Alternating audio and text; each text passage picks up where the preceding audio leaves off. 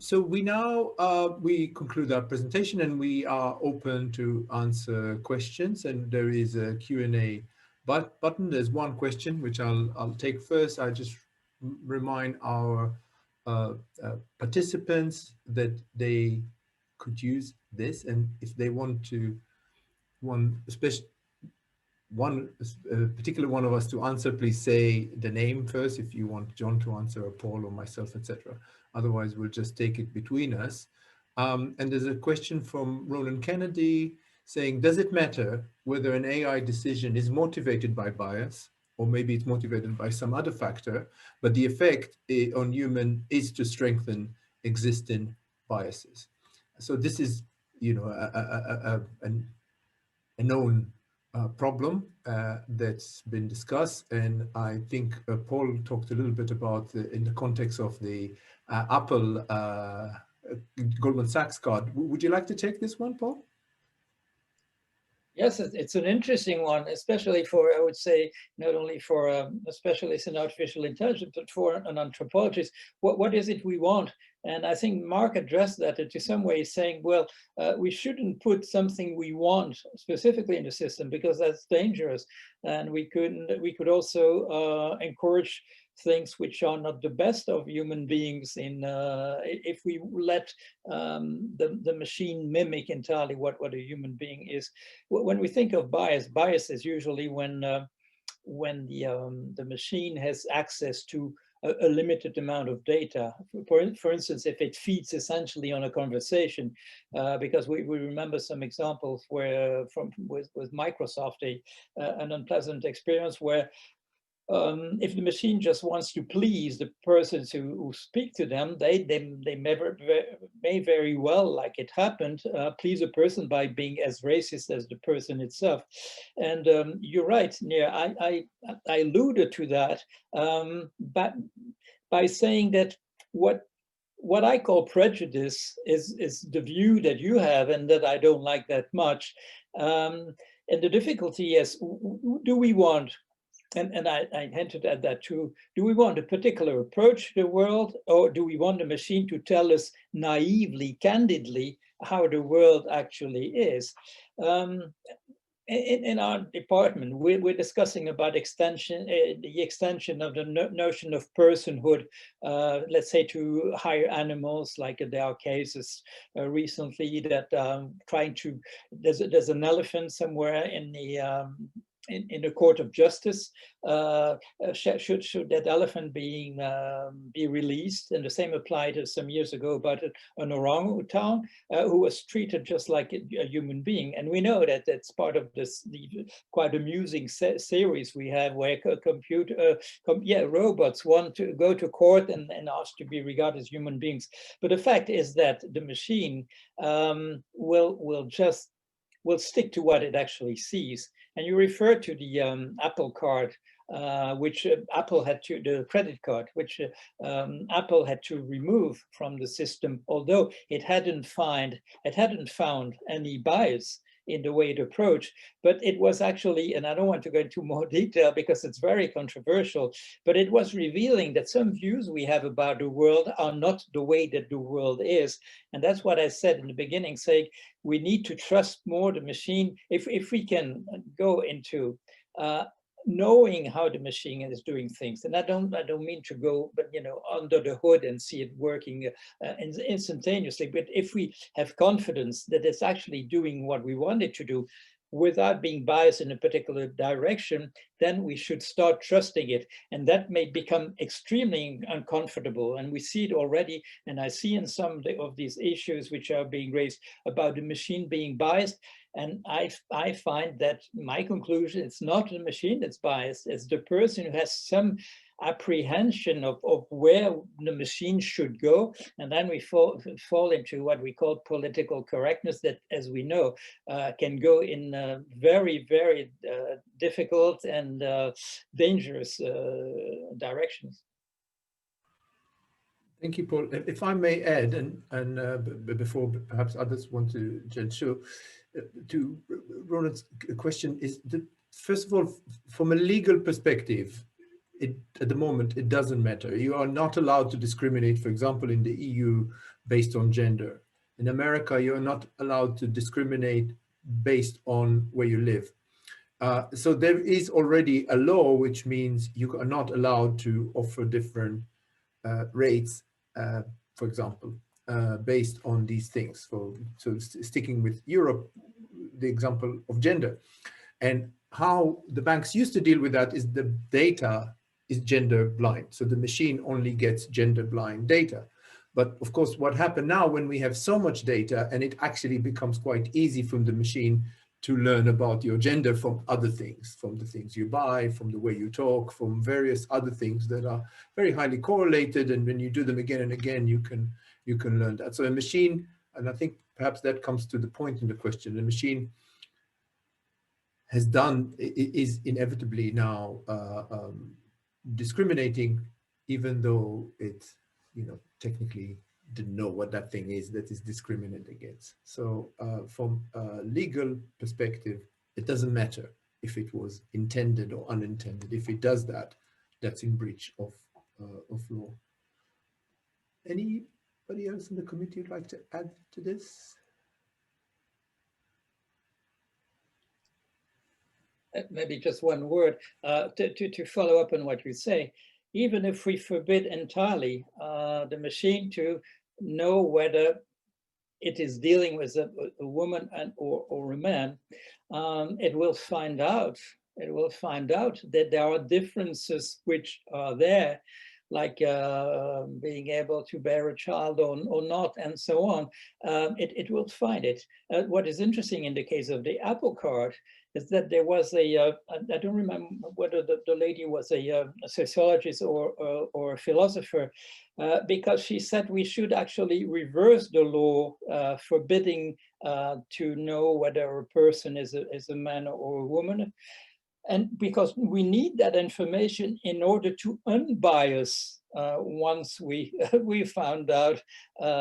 So that's a difficulty also for the regulator. I worked in mortgage lending, and there are so many things which are actually forbidden, but in a way that's totally incoherent. That in some way or other you have to find the information. You find it if you're not allowed to find some information about what kind of house it is. You can use the zip code in the United States and thing of that type. And if you're not allowed to find out about the zip code, you can go somewhere else in an institution somewhere and find out that information. That's a difficulty with the big data. We can put some kind of barriers, but it's so easy when you have all the information to go around the barriers in any way. And if you don't use all the data you can use, then your system doesn't work at all, and you get some other biases which creep in unwittingly. Thank you, Paul. We have another question from Frank. Thank you, Frank, for this. And I think it's a question for Mark, but I'll just read it first. Mark's presentation suggested to me the idea of neural network powered chat box. So that's very common in the UK, and I'm sure it's getting common in Europe as well. Mr. Chatbox encouraging behavior from a consumer or a prospect consumer that is contrary to their welfare. So it's recommending you to do something that's maybe not good for you. Is it necessary to include an explicit 10 commandment-like set of rules within the program to exclude certain behaviors or outcomes? You happy to answer that, Mark? Well, I think that's a very big question. And so I'll say a few things and scratch the surface and then hand it off to those who spend their professional time thinking about ethics, which I think really is your question is how do we assure that a chatbot behaves in the best interest of the interlocutor. So the first step in my view is that any bot of any sort, any automated system that is engaging in a conversation must identify itself as such. That would be the absolute minimum, and I believe that's the law in Europe. It's certainly in California. beyond that, attending to what is beneficial and avoiding what is harmful to your interlocutor is I think one of the great questions. If the chatbot is customer service for a financial firm, solving the customer's problem, maybe the focus, advertising additional services, which may be beneficial, but to the customer, but it's certainly beneficial to the financial firm, is a kind of natural next step. And then beyond that, when the conversation veers off, exactly what the automated system should do is kind of in question. But I'll leave it with that. Thank you, Mark. Aisha, would you like to address this as well? You need to unmute. Yeah, excellent. Thank you. Thanks for the question, Frank. So it doesn't have to be, as you said, explicit 10 commandments, like a set of rules or something like that. But from the experience that we have had while we were establishing the FPF, the framework that I presented, and also the regulations and the guidelines, the recommendations made earlier by the AI4People as well as the European Commission, there are certain set of behaviors that need to be incorporated into the artificial intelligence system or the model while decisions are being made. Some of them are very closely related to the principles, the core principles of the trustworthy AI that the European EU Commission presented last year, and some could be bespoke based on the domain, based on the business logic, based on the context. So it's not one silver bullet to solve all or address all the issues, but this could be customized. So to answer your question, yes, it's necessary to have some sort of controlled behaviors, but what are those behaviors is not predefined. Some of them are, but not all can be defined.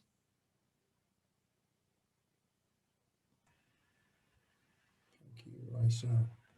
And Frank, I hope it addresses some of the question. That I'm smiling because I can't stop thinking about Silicon Valley, that program where the two programmers write a little chat box for each other, AI Ganesh and AI Guilford. And what happened is when the two start talking to each other, the world ends. And I do wonder a little bit if that's what we're heading once we have two AI bots kind of speaking to each other. Could I just add a point on? Yes, please, John. On this, I mean, I was just struck as others were speaking about the real difficulty of knowing at all times what is in a consumer's interest. I mean, when we look at the history of pensions mis-selling, for instance, a lot of that was down to the fact that unrealistic predictions were made about the transfer value of the final salaried pension and how it could be invested to earn a greater return than final salaried pensions appeared to be earning as funds. Well, that was true at the time, but proved not to be true in the future, and the consumer was actually exposed to a much greater risk than had been anticipated. And the authorities pressed very strongly for this kind of pensions mis-selling to be rectified. Now, I'm not saying it was not mis-selling. I think personally that it was, but it was not done intentionally by those who did it in order to delude the consumer at the moment when it was done. So I think there are real difficulties in this kind of thing about knowing what is an ethical position at a particular moment and what isn't. I don't know whether this is a realistic intervention or whether I've misunderstood some of what was previously being said. Can I add another sentence. There's a lot of work that's going on in our AI lab and elsewhere on collaborative systems. That is where the system is interacting with a human and does not have again a fixed simple objective, but has some uncertainty around its objective, and then will prompt the consumer along the way to find what the consumer is trying to achieve, and then help the consumer achieve that. And so there's some initial steps in that direction that it's a variant. There aren't 10 commandments, but there's a sense of uncertainty and one commandment, which is that you must serve your consumer. Thank you, Mark. And Paul, yes. Please unmute yourself. Yes, it's on the issue of ethics that John has just raised. And if we look at the world as it is, we realize that there's a number of fields or sectors or industries where there are particular, in addition to what the law specifies, that there's also ethics committees that will decide, gives, like we do, give some advice about what to do next.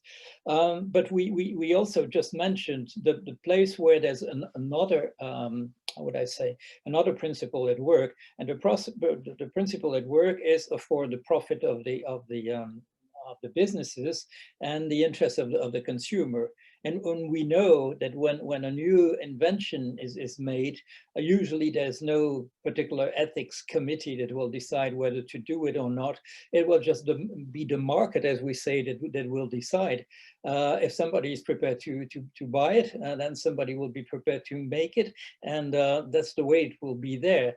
And if we want then to regulate it by the law and by ethics, we have to come after, I would say, the logic that was being developed on its own. But we know also, and in particular in the domain of artificial intelligence, and that's a personal experience I had myself at the time, is that there's a third force, I would say, that decides about things to being invented and being released in the public after a while. It is the army, it is the defense ministries.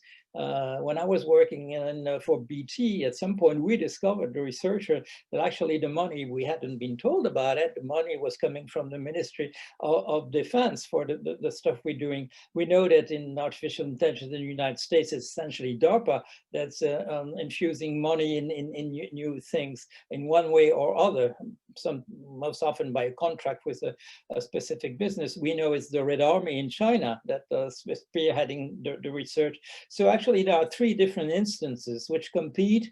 Our attempts to introduce ethics committees, the market as such, and the defense ministries in the different countries.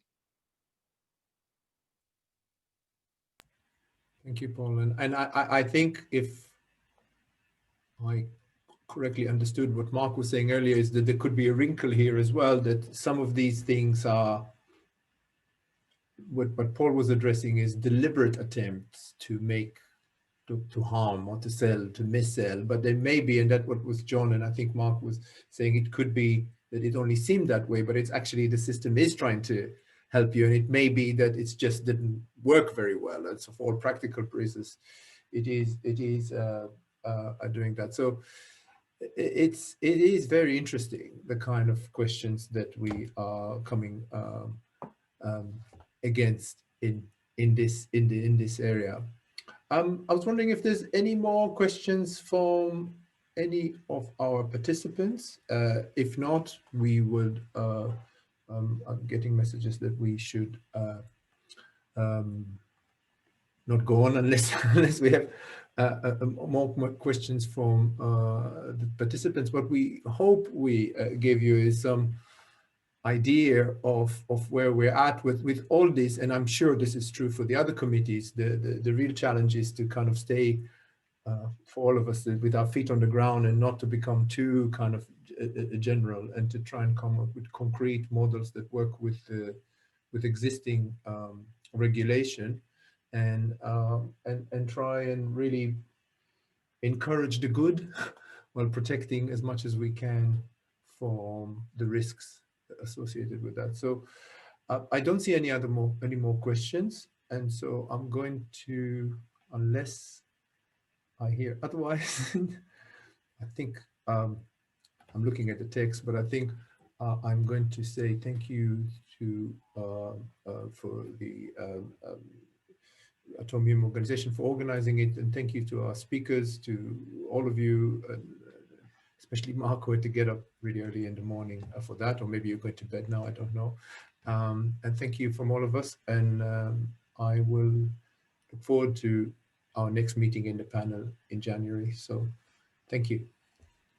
Thank you. Bye-bye. Thank you. Bye. Bye-bye.